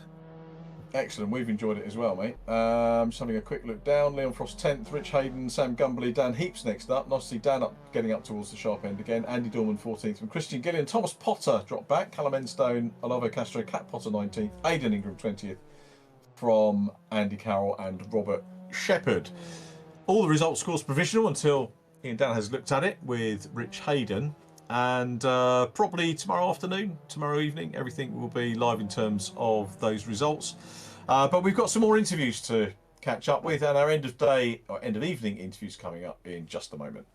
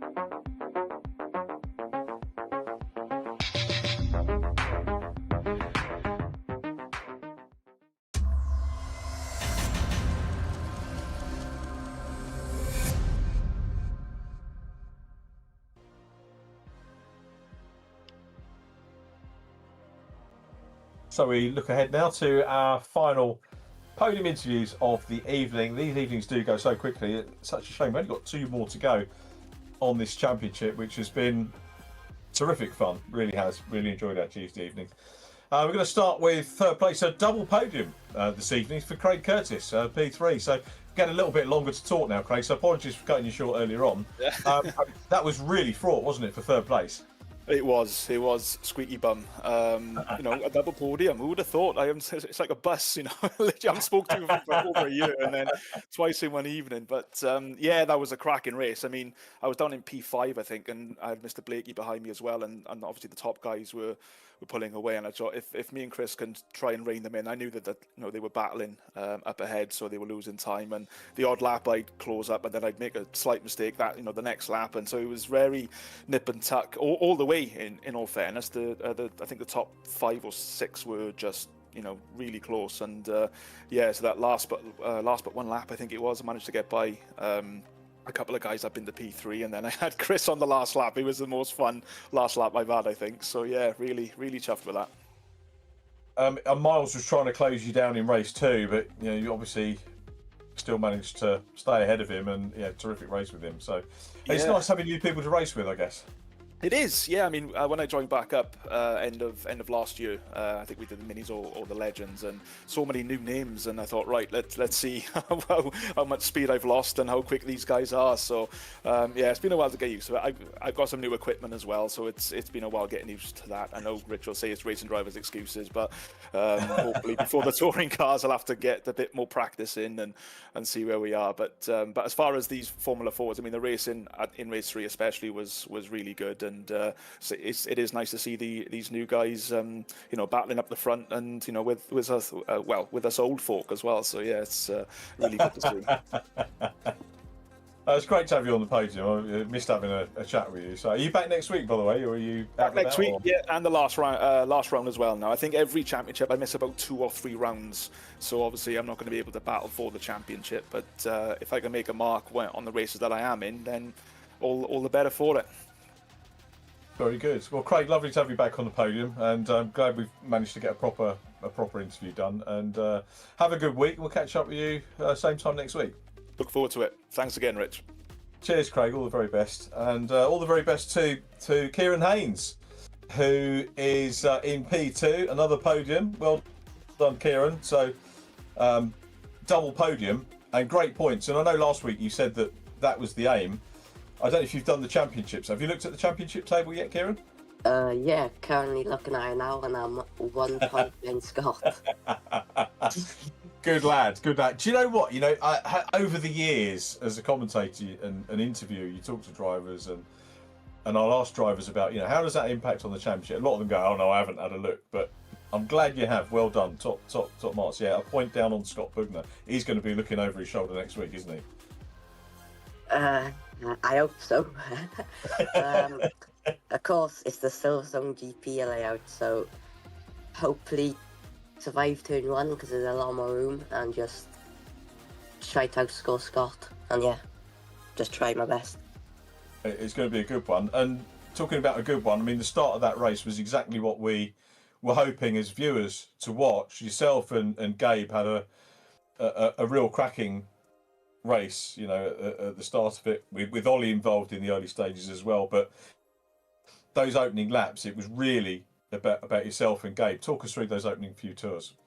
Yeah, I had a good launch, got into a lead in the first a couple of turns, and then I didn't realise how powerful the slipstream was, and Gabriel just sent up my inside, and I think it was a 3-way fight, I believe. And Lee joined in, and as soon as I see a Lee, I was just like, I gotta get past and try to get up the road. But I found out it weren't that easy, so it was just try a finish in front of Gab, and that's what I've done. And it's put me second in the championship, so that's good. I mean, it's really close, isn't it? It's, as you said, you're 1 point behind Scott, Gabe Norris.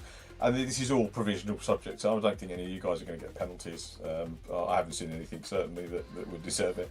But, you know, Gabe's another 5 points down on you. And then Jack Smith maybe lost a little bit of ground, but he's still there or thereabouts on 286. If he has a good week at Silverstone, will be in the mix as well. And then Lee Pearcey in 5th. Some real class drivers in the championship. How early does the practice start for you, Kieran? Are you going to go online and... The Silverstone layout is there ready for everybody now. We haven't got anyone testing on it now, but will you go on this evening, or do you have to wait till after? Are you on half term at the moment, by the way, or is it? Yeah, half term, yeah. So basically, you could be on this all day tomorrow. Yeah, which I probably will be. How many laps did you do on the Anglesey track? Oh, I think I done 200 and something. So yeah, that was it definitely kicked in on the race pace. So the embarrassing question for you, and you don't have to answer if you don't want to, but do your mum and dad sort of make you do washing up and stuff like that, or are they basically bringing drinks in for you and letting you crack on with the training, as it will be your career? When I race, they kind of bring drinks in and that just to make sure I'm hydrated and all that. Yeah. Do you have to stack the dishwasher though? Do you do all that sort of stuff as well? Do they make you do that? It depends if I'm good. Okay, and you presumably want to have... The only reason I was getting to it was Lando Norris's dad, when I was lucky enough to commentate on Lando Norris in Ginetta Juniors at F4, and his dad always said to me that he used to make Lando go and work at the karting places and used to sweep up the workshops and stuff like that. So if you do have to do the stacking the dishwashers, don't worry about it. If it's good enough for Lando, it'll be good enough for you. Yeah, I talking about Ginetta, isn't it? Me and my parents, we had a think about it. And I do want to try to get into Fiesta Juniors when I'm 14 in May. I just need to do my ARCS license first and then try to get my way into Fiestas or Ginettas.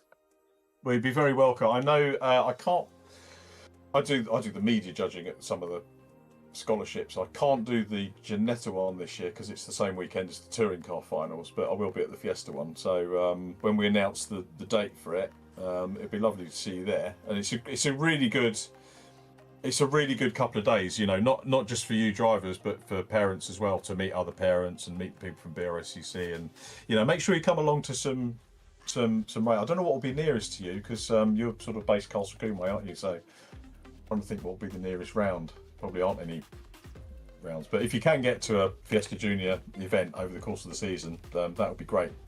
I guess Thruxton would be the nearest touring car one, wouldn't it? Do you get to Thruxton much? No, I haven't. The only tracks I've been at, I think, is Castle Coombe, Silverstone, and Landau. That's the only tracks I've kind of been to. Excellent. Well, we'll talk about all those sort of dates at another time because I could be here talking all night to you, Kieran. But anyway, really well done on a great job. Second in the championship, 1 point behind Scott Bugner. Scott, he's coming for you. I don't know if Scott's watching, but there we go. Have a great week, Kieran, and we'll see you next time. Thank you very much. Congratulations, Kieran Haynes. Well done, mate. And our winner of the third race of the evening and our driver of the round, as picked by Callum Grant, is Lee Piercy. Well done, Lee. Congratulations. Very well thought out race, I think, and you've just been awarded that by someone who's the reigning holder of the Brian Jones Memorial Trophy for the classic Formula Fords. Oh well, that's I appreciate that. Thank you very much. It's holds some credit then, doesn't it? So thank you. Yeah, it was good fun. I say it was just trying to battle these youngsters, and I tried to say to someone before the race, and even at the last round at Snetterton, I was like, front four have got so much pace. If we just work together and get away from the pack, then we can fight. But I don't know. They still look like how we used to race in karting, where if you're not being attacked, you attack someone. And so I tried to sit with them for a while, and I see Thomas come in, and I was like, oh, I know he's not going to sit behind me, so we need to start putting some moves here. But I thought if I time it right and put a couple of qualifying laps in, I reckon I can get away from these boys. And yeah, I got a bit lucky. They squabbled over each other, and I think one of them just dropped it on the grass on the back straight, which gave me a little bit of breathing space. And yeah, I didn't make it easy for myself. Still dropped it at a few corners and outbraked myself, just trying to put in the quick laps and get away. But yeah, I knew Kieran had pace as well, and I was hoping he was thinking about the championship with Scott not being there. And I thought, well, maybe he won't chase me too hard, but he was still chasing hard. So I think I had to put the quickest lap of the race in with like a lap to go. I think I thought, I've still got to push, so he kept me honest. So fair play to him. As a mega, I mean, we've seen you do some great races in all the different classes over the while, and I suppose in some respects what we've just seen is like fresh in my mind. But I just thought a really well thought out race, and you're saying you're lucky, but you've got to be there. You've still got to pilot the car quick enough, and then hold on, and as you say, pull away with the fastest lap. So yeah, really good end to it, and fifth place in the championship now. So you've sort of jumped up into the top 6 and into 5th place, so that's quite handy as well as we get towards the last couple of rounds. Yeah, quite pleased with that. Unfortunately, I think if I'd had no luck again at some rounds, I wouldn't have had. Or if I didn't have bad luck, I'd have had no luck. But even tonight, I think I got taken out in the first one, and in the second one, I tried to miss an accident and nearly ended up down on the beach at Anglesey, just trying to avoid everyone. And yeah, so I think my pace probably we should be higher up in the championship. I think we've been top 3 of every round pace wise, but just not had the luck. And I'm as well as you can fill out these races on the sim. It doesn't always go to plan, and you don't have that always get the luck that maybe you would in real life. Maybe there's but yeah, it's still great fun, and say battling with these youngsters and seeing how many laps they're doing and hearing that they're on half term, and I think I've done 19. I think did Kieran say done 200 and something laps? I think I've done 19 before tonight. So I was at 200 lap disadvantage. So yeah, I'm pleased with that, and yeah. So my wife wasn't bringing me any drinks either, so I well lost out. And you got to stack the dishwasher afterwards as well. Yeah. But to be fair, I think my dad's still listening, and even back in the day when I was coming through the junior ranks, and I know how Lando feels. I used to be up at 5 in the morning when my dad going to work, helping him load the lorries with the cooked meats and stuff, but the character building stuff. So it's all good memories. We raced together as a family, and hopefully I helped him out a bit when I was a kid as well, trying to show my appreciation for everything he did. That's really nice to hear. Really good to hear. Nobody's on the track at Silverstone yet. I've got refresh it, but yeah, nobody's gone. I think everyone's a little bit worn out this evening. But yeah, it was 3 good races. They've all gone really quickly. But Lee, congratulations on the win and driver of the round. So really good stuff, and look forward to seeing you next time at Silverstone GP. Thank you very much. Can I give a little shout out to go for it. Yeah, young Jude, who always loves watching me from the last few years. He's getting older now, and I think, to be fair, I'll be asking for his autograph soon. He's doing really well with he's only 6. He's a little goalkeeper, and at the moment he's caught the eyes of Spurs, Chelsea, West Ham. No decent teams. Flying. No decent teams. He's an Arsenal supporter, so he'll be waiting for that. Good lad. It's a year, isn't it, this year? Yeah, I think he's fallen asleep now, but he'll be watching it in the morning. So I just wanted to say well done to him and keep it up. So it'll be more famous than me one day. I think my league team are going down. I'm going to be going to watch matches with Alan Bowles next year. I'll be going Blackpool Gillingham next year, so I can't make any comment about football at all. No, but yeah. Wish him well, Lee. Yeah, well done, Jude. Yeah. So keep it up, mate. Nice one. Well done, Lee. Thanks again, mate, and have a great week. No, thank you very much. Thank you. Take care.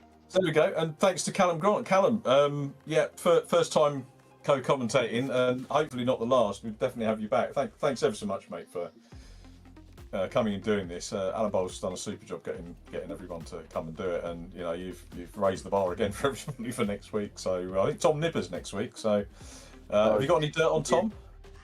You'll be in for a treat with Tom. He'll be speaking more than you are.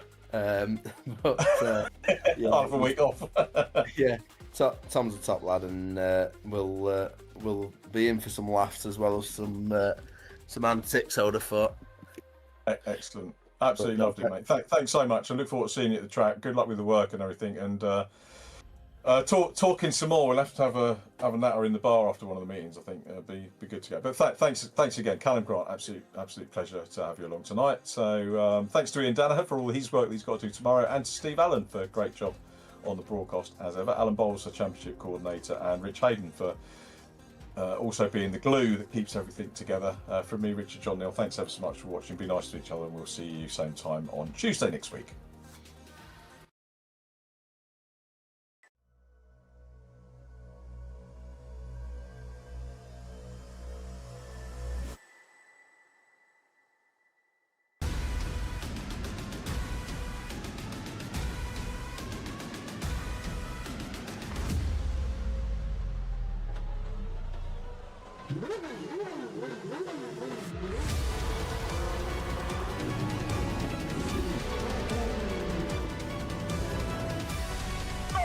between the two of them. The inside of Coates. Parker gets too heavily involved. And that's Whitehead and Coates.